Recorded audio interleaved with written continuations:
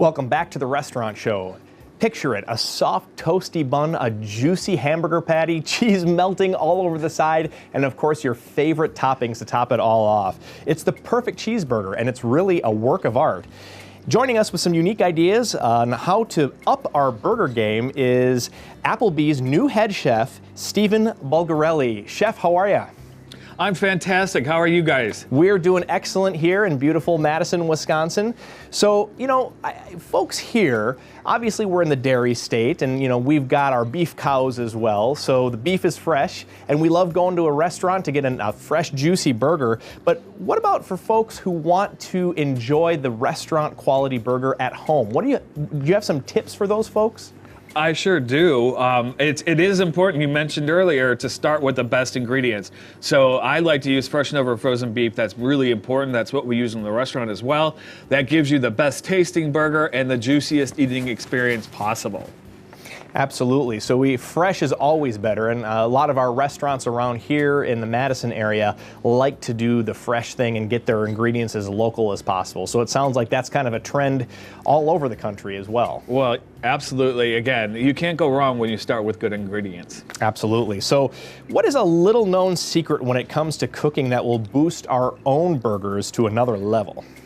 Well, that's a great question. And the one tip that I always give is don't use a grill outside. Use either a cast iron pan or, as we do in the restaurant, a flat top saute pan works as well. If you want to cook it outside, then put the pan right on top of the grill because that keeps it nice and juicy. Typically, when people grill outside, they usually get it burnt and dried, and it's just not a good experience. But if you cook it in a pan, it's going to stay soft, and it's going to stay juicy, and it's going to be cooked perfectly. And really, when we go to Applebee's or other restaurants, that's really kind of the way that they do it. I mean, they're not cooking it on an outdoor grill or anything like that. They're locking those juices in as much as possible, is what it sounds like. Absolutely, and that's key to a great burger experience. So what is one of your favorite recipes that's easy for folks to make at home?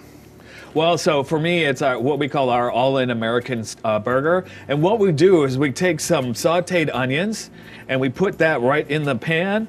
We're going to take some chopped pickles. We're going to then take some cooked chopped bacon. We're going to let that sit for just a minute to get nice and warm. Then we take our fresh never frozen patty and we're going to smash this down. That's key because what's going to happen is we're going to get this nice caramelization, this nice crust on the outside of the burger. And all the flavors from the onions, pickles, and bacon are going to marry amazingly in that pan. Don't forget to season with salt and pepper because that's also key. And then once it's finished on one side, we're going to flip it over and put some American cheese on top of that. So you can see there. Then we take our toasted brioche bun, which is important. We put our signature sauce on the bottom of that with lettuce, tomato, onion, and pickle, and we top it with our toasted brioche bun. And we use brioche because it's a great tasting bun, and it doesn't compete with the other flavors. As you know, most people know brioche has a little bit more egg and butter in it, so it's nice and soft. Wow. I think maybe I'm going out on a limb here, but I think I just heard 500,000 stomachs growling out there in southern Wisconsin. Is there any way you can send that through the TV, send that through the satellite feed for us there, Chef? If I could, I would, my friend. So what else can folks do at home to enhance the flavor of their burgers?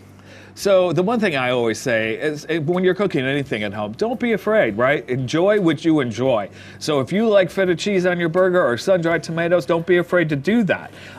One of the signature burgers we have at Applebee's is our whiskey bacon burger. And so what I like about this burger, it's kind of sweet and sassy at the same time. So we put some pepper jack cheese on the burger, which gives it a little bit of kick. We top it with 2 pieces of bacon and then our whiskey barrel barbecue sauce that has Fireball whiskey infused in it. That gives you that sweet, sassy combination that I was telling you about. And then we put some fried onions on top of that for a nice little texture. Great tasting burger. Again, don't be afraid with whatever ingredients you want. There's all kinds of combinations out there. An egg is also a good combination because that egg yolk is nature's best sauce out there. And that egg yolk on a burger is an amazing eating experience. Wow, whiskey bacon burger is by far my favorite. That's my go-to every time I go out, so absolutely. Now, we've got a lot of good tips here today for folks who want to try to do some of this at home. You've had a really great demonstration, really great visuals too. So what if somebody wants to go out? What if somebody just wants to go out to eat a good burger? Well, at Applebee's, we have a full range of burgers, and if you go to applebees.com, it'll show you all of our burgers that we have on the menu, as well as all of our menu items, and we'd be happy to host you at an Applebee's near you. Awesome. Do you get to eat that burger after every demonstration that you do? No, because if I did, I'd weigh 500 pounds. Well, Chef Stehpen Bulgarelli, Applebee's new head chef, thank you so much for joining us. Thanks for the great demonstration and the great information. We appreciate your time today. Thank you, Justin. Have a great day. You as well. Chef Stehpen Bulgarelli joined us to demonstrate some great things that you can do if you want to have a great restaurant-style burger at home. We've got more local food coming up after the break here on The Restaurant Show, so stick around.